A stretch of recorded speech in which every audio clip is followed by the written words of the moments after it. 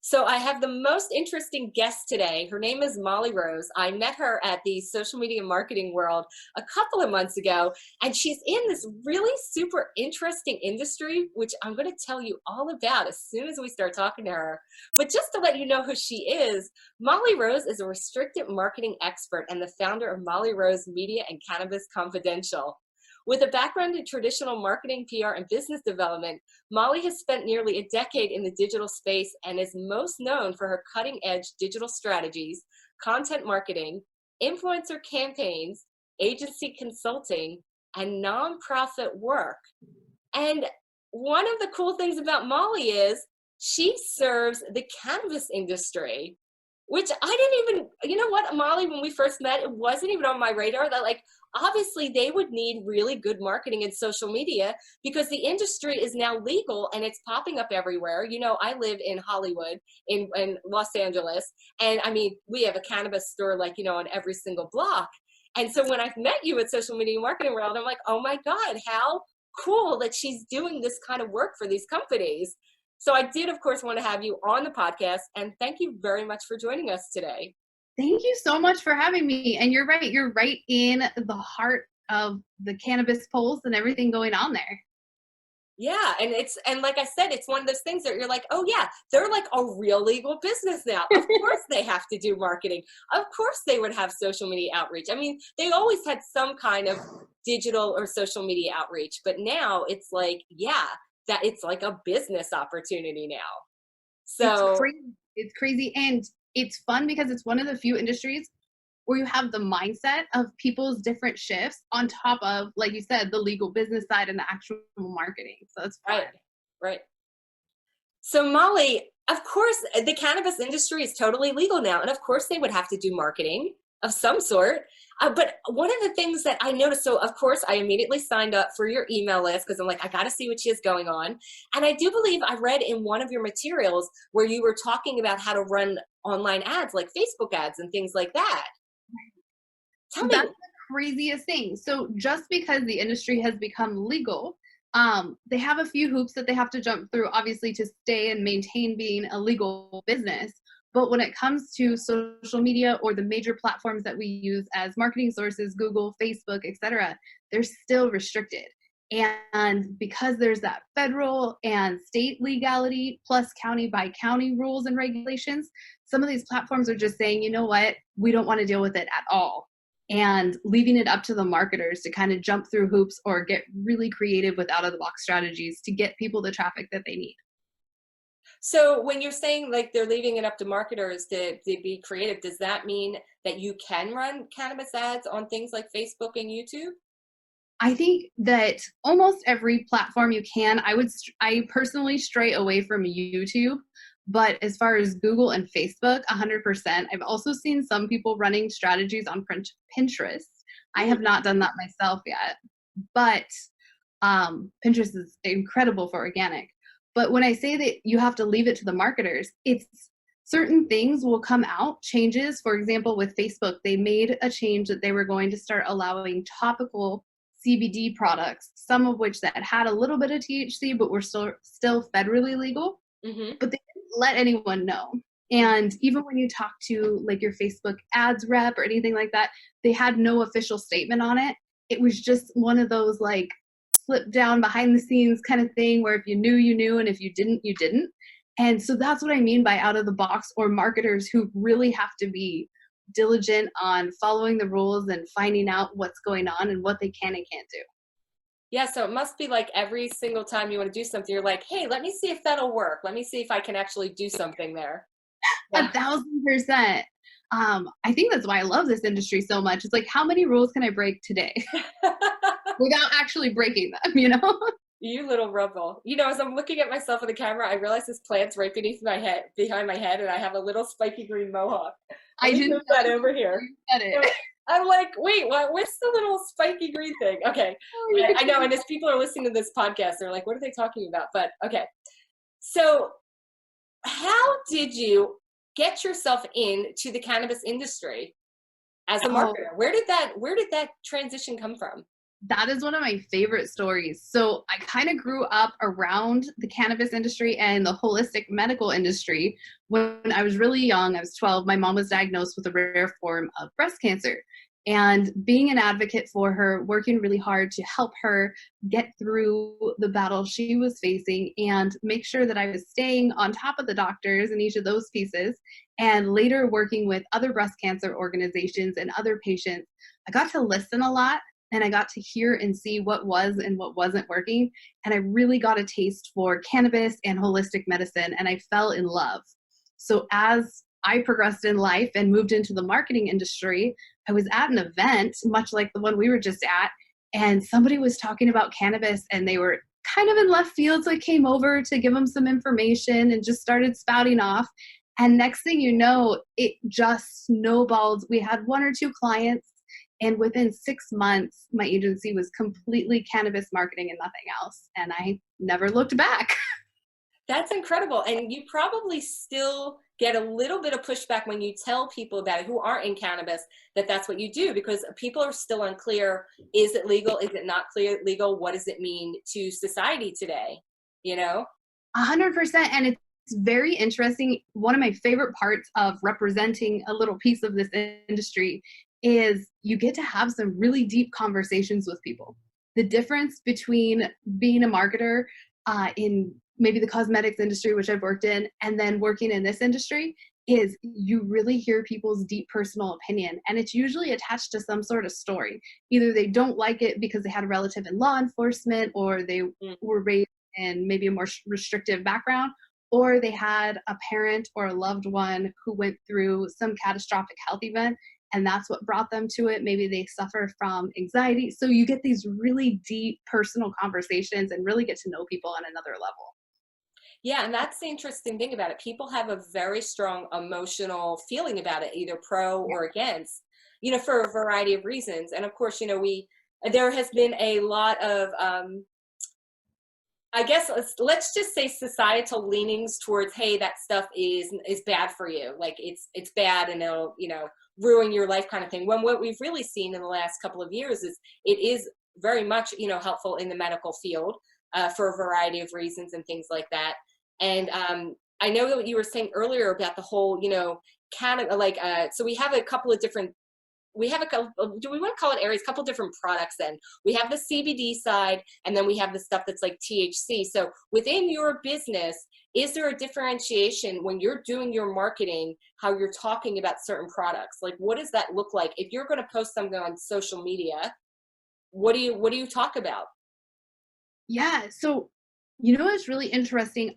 I like to call it micro niching in this space because you do have the more CBD federally legal products. You have products with an array of different levels of THC.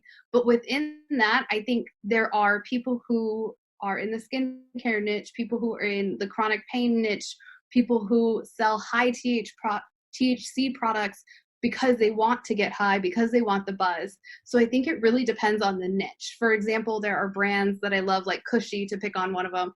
Their Instagram feed is really about fun and party and hype, and they have girls in bikinis. And what you'd write there is more the quality of the product itself and what it is, what effect it's going to have. Whereas I work with other companies that sell almost the same formula, who are teaching you that this will help with dad's arthritis. What's the one caveat to both of those categories is not only do we have to deal with restrictions from each of the platforms, we also have to deal with FTC and FDA regulations. And they seem, in my opinion, to be harsher in the CBD space, ironically. But what you can and can't say is so important. And learning how to be a copywriter that edges around the words like relief or shoot, I read the best ad copy the other day. It said, I felt like I was walking on a cloud in a 1980s music video. I was like, all right, I like that. That's actually a really good visual because we know what those videos look like for the most part. Right. I guess depending on the age group, but yeah, I could see how the CBD industry or the area would be a little bit more highly regulated because people are making very strong health claims on it.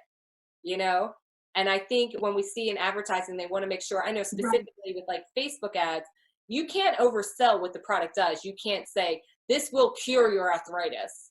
Because I work with a bunch of fitness clients, and we're always very careful in our copy, where we can't say something cures or fixes something. We can only say could help, or, things like that. Like, it's always like help, or make you, we can't say it'll make you feel better. It's just about, it has to really kind of dance around making any kind of hard promise, which I imagine is what you deal with as well. 100%. The only difference is we are not allowed to actually make any clinical references. Mm, So we couldn't even say anxiety. Even the word stress now is a little bit of a iffy one, but we couldn't actually say may alleviate anxiety or may help to relieve symptoms of anxiety. We would be a little more creative with our copy and go back to things like, I was feeling very tense, and after using X product, I felt like I was in a 1980s music video, or I felt like I was walking on a cloud. I felt less tense. yeah. That's good copy. Yeah, because you're giving the person the outcome without giving them a promise, which Right. is awesome. So you must have found that you have become a very creative copywriter over the last couple of years. Extremely. And you know what? I think that's the coolest part of the industry. And you really learn, again, that micro niche and who exactly you're speaking to and what language they'll relate to. Yeah. So then let me ask you, if I was coming to you as a new cannabis client, like I have a brand, let's say I have a brand new store on Melrose, because we're full of cannabis stores over here. What would be your suggestion? Like, where would we start with a social media marketing campaign for a I would brand new store, like a physical location? Let's start with that one first. So with a physical location, it's really interesting. I would actually go away from Facebook ads and go into tools that use geofencing and things like that, and then use organic social media to really build a relationship with my local community. One of the other really great pieces of advice, and it's kind of more old school social media marketing, is jumping into your local Facebook groups. So especially now, as we're seeing things change with COVID, um, I've seen people go in to local farmers market groups, local get together, mom groups, whatever your niche is, a particular hobby, fitness groups, and offer to do a live webinar or a live any sort of holistic or health practices Q&A type, Mhm. and build a relationship, start nurturing those people through organic social media, educational posts, and really one of my favorite things is walk someone through your store, whether you're utilizing a live video service or just taking a different snapshot every day. Mhm. People are super intimidated when they walk into a dispensary. So when you can ease them and let them know that this is an open and fun experience and you're going to take care of them and they don't need to be an expert, it makes all the difference in the world. I totally agree. So I did notice when the stores really started opening up around me, the ones that used to be like, it was very kind of like, there was a security guard in front. It was very kind of like sketchy looking. You're like, what's happening? All of a sudden, they all had brand new storefronts, and you look in and it looks like an Apple store. I mean, it's just Right. beautiful. It's streamlined. It's very approachable. You walk in and you immediately, a salesperson is like, or customer service is like, hey, can I help you? What are you looking for? Let me show you what this is, what it's about. So I think you're right. They're definitely making it a lot more approachable, because it is one of those things, like, you walk in, you're like, I don't know where to start. I don't know what I'm looking for, other than, this is now an opportunity for me. But yeah, so, and I'm sure you've heard of some of the big brands that were out there, but you mentioned COVID, and this show is actually going to air next week or within a couple of days. So it is the same time as COVID going on. Tell me what you're seeing in the industry now that physical locations have shut down. What are your customers doing? What are your clients doing? So I'm seeing a little bit of a blend. I'm seeing some businesses just kind of hunkering down and getting through the figurative storm. I'm seeing other businesses really thrive. One in particular is local here in Northern California. They're primarily a CBD based chain of dispensaries, Hmm. and they were deemed essential and they're allowed to stay open up here. So they're looking at actually ramping up their ads, taking advantage of lower ad costs at this time, geofencing, and trying to be a pillar in the community because people are a little bit more stressed. Hmm. My other advice to dispensaries that are open is people are a little bit more stressed. People are also at home. And we've seen this very interesting shift where when you don't have to clock in or drive a car, you might be more apt to take that plunge and try cannabis products for the first time. Know that you can be at home and Yeah. try something, see how you're going to feel. And so we've seen a lot of new users and new people, foot traffic, and obviously through weed maps and deliveries and things like that. But in the CBD space, we've also seen online sales and companies growing that way. Yeah. And since you just mentioned Weed Maps, is something like Weed Maps paid advertising? Do you get paid to be on there, or what does that look like for businesses? Yeah, it's very similar to any other marketplace. I do hear a lot of complaints about it. I don't know the exact rate right now. I think it used to be like $300 to $400 a month, and they have multiple platforms. But you get to have your own storefront, or you can showcase your product and talk about what storefronts you're in, depending on if you're a dispensary or if you're a cannabis-based brand. Yeah, I almost Uh, think of Weed Maps as a little bit like a uh, Yelp, almost like a Yelp, right?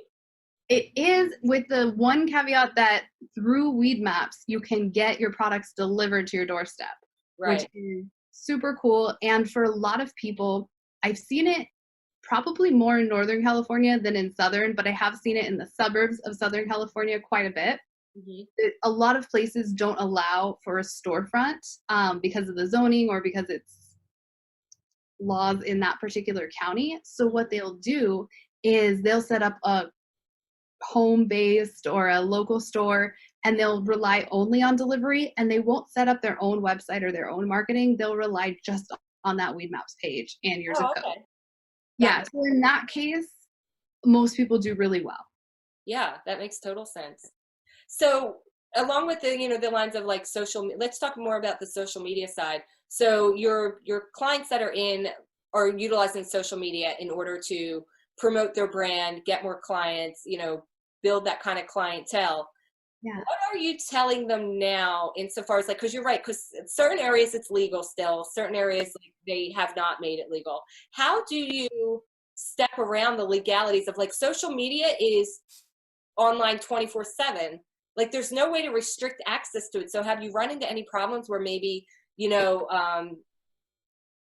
I don't know, like how do I want to say this? Like a city where it's not legal to buy it, like obviously you can't advertise there. Like I guess you just have to be super niched all the time. Like You geo. really do have to be extremely niche. And that's why if it's a dispensary or something like that, I usually support if they're going to do paid advertising to do local ads. But like you said, you can still educate and entertain anyone in any part of the country. And that just helps to build your reputation, your know, like, and trust, your authority within the industry. So I always, always, always push for education and entertainment because as it becomes legal state by state, as we see more and more counties relax their laws, you want to be seen as that industry authority and pillar. Right. And you've probably seen some of the big brands that have suddenly popped up, like I have, like Men. I'm sure you've seen. Yeah. Like they all of a sudden were just this huge, huge business. And I'm kind of like, wow, that was a lot of business suddenly. So do you foresee in this industry that it is going to be moving towards that big box model, or is there going to be room for the smaller businesses still? Or do you think people would just be more comfortable utilizing a Men because like McDonald's, like, you know what it is kind of thing, you know? I think that just like McDonald's, there are people who are always going to go to McDonald's. And it's great because you can trust it. It's on the side of every highway. And the people who are convenience shoppers or just want that particular outcome, they will always shop at McDonald's. Hmm. But there's a lot of people who will never eat at McDonald's. They're either more loyal to their local community store or they're health concerned. Those people will stay with those smaller niche brands. And what's really neat about cannabis, whether you're talking the higher THC or the CBD side, is we've seen these amazing little boutique type shops and really speaking to those micro niches, those small pieces and those small communities. And I think even as they grow, you might see those brand and big box stores, but they'll always have their own cult following. It's almost So, cool cult following now in mainstream anyways. so what you're saying is the cannabis industry is just like every other industry, right? Room for Yep. everybody. Exactly. I mean, we will see the green rush slow down over time, and some of the smaller businesses will move on, and Mhm. like every other industry. Yeah. But If you were approached by, let's say, a new business, let's say a new product line. Let's do it like, yeah, let's use a product as the example then. So I I have a like, brand new, like, we'll just say it's a CBD product because that seems to be available in more places. Where do I want to start with my marketing for that? so positioning and getting down with the micro niche, and then from there speaking to that particular audience. So like I said, education, education, education. Your content calendar, you want to be either jumping on live video or creating fun social posts where you can get on and start teaching your client about the product, Hmm. because in a lot of cases at this point CBD is pretty mainstream, but most people don't really understand what it is, what it does for you, what your endocannabinoid system is, and the deep benefits of it. And they also don't understand the difference in products. Just like you said, even if you're comparing McDonald's and In-N-Out, there's a quality sourcing difference. Right. So I would start with education, entertainment, and hooking up with your like brands and products on social media to do collaborations. So if you have a CBD sleep product, Hmm. um, somebody who's either an expert in the field or an essential oils based company, someone who sells weighted blankets, Hmm. would be the first person I'd get on and collab with. Yeah, so since you brought up collaborations, that's probably a really good tool for you to use in this industry, because a lot of it, again, if you're new to using the products or you want to start using the products, I think looking to influencers, so there's somebody that you know or trust, is probably a good place to start because it can be very intimidating because you don't. And the interesting thing is, it's like I guess part of your job is to teach the public the language, the vocabulary of the product. Because you were just saying cannabinoids, and I've heard the word, but honestly, I don't even know what that means. So Exactly. I probably should, but I don't know what it means. Most of the public doesn't, and it's not something that's really being pushed or taught. It's not quite something we're hearing on radio shows, podcasts, or mainstream in our newsfeed. But I love that you said influencers, because that takes me to my like secret weapon in this industry. And that is not only connecting with influencers, but for brands who maybe don't have the growth yet or the budget to do Facebook ads, or don't want to hire someone who's strategized or get themselves shut down. The other way they can go is utilizing Facebook loops and or Instagram loops and engagement pods Mhm. and those kind of slide behind the scenes ways to get traffic, where they can get a ton of traffic and a lot of eyes on their brand and people that they can start engaging with, and Right. then do some collabs. They can jump into giveaways without worrying about ads budget and getting shut down. Yeah. And since you mentioned Instagram loops, why don't you explain to our audience exactly what that is? Because I don't think a lot of people are aware of that. 100%. So there's a couple different ways that they're put together, but the main concept is that there's an account that gets a large group of people together, and each of them engage with each other's pages and platforms. So Hmm. let's say there's 300 of us in a room.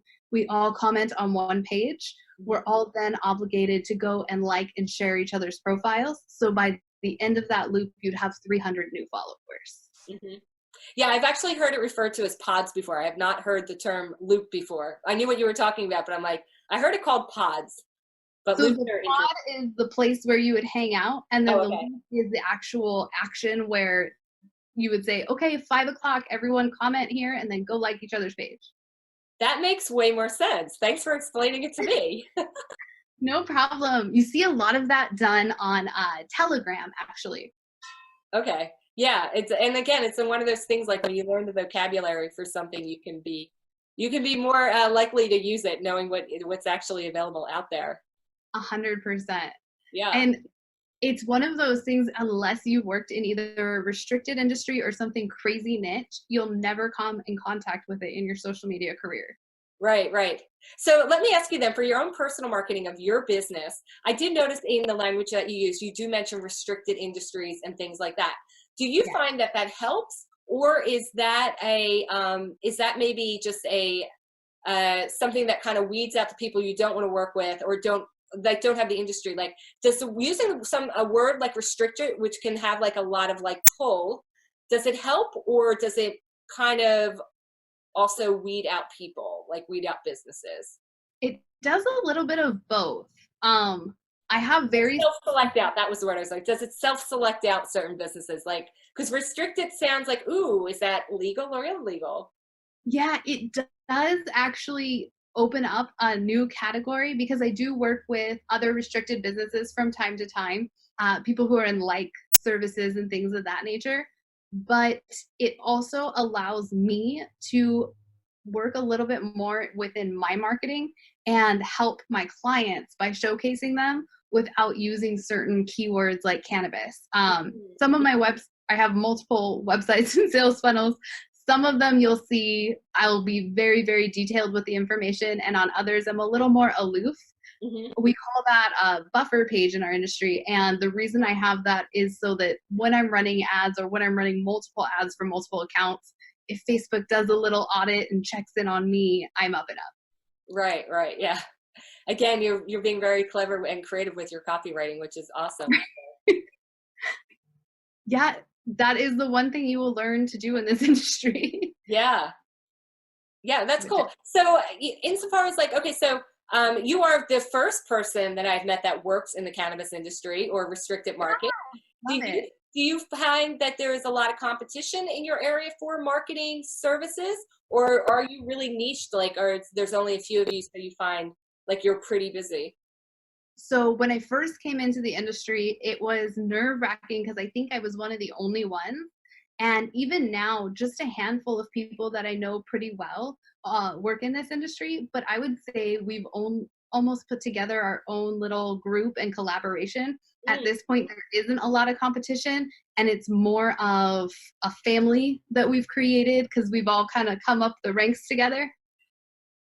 that's very cool. I love it. And I'm so glad that we got to meet at Social Media Marketing World. It was totally, we volunteered together. I didn't mention that in the beginning. We were volunteers together. We had a lot of fun together. I highly recommend, and then this is actually, that's something that I've talked about in my own marketing and my own business videos, is starting to go to networking events to meet people like, you know, like Molly and other people that are doing something similar to you. So she does marketing, I do marketing, but in an industry I normally like would not have come in contact really, you know, because I think that there's a lot of things that we can learn from other businesses too, like how you do things for the cannabis industry. Some of those techniques and tools and tips I could also take to other industries, you know? Oh, 100%. And oh my gosh, it's so fun to get to hang out with you again. I think that's the most fun thing about getting a networking event circuit that you put together is you have your same group over and over again. Right. So And yeah, so as we mentioned before, we are shooting this during the COVID pandemic. So it'll be interesting to see in the next couple months and next year, what do live events even look like? That might be another podcast we want to talk about. But I think that this was so great to talk to you, Molly. I'm really, really glad we got the chance to get together and chat and kind of, you know, use our quote unquote downtime, which we were both talking about earlier. We don't have any downtime, so it's not like we're sitting at home doing nothing. If you run a home-based business, you know what I'm talking about. It's like I'm at home, I'm always working anyway. But it was great to chat with you. Thank you for all the information. You've definitely opened up my eyes. I feel way more informed about what's going on within that industry. I don't feel so scared. And I think we'll have many more conversations about this. I would love to have you back on the show. thank you so much for having me. I cannot wait to come back.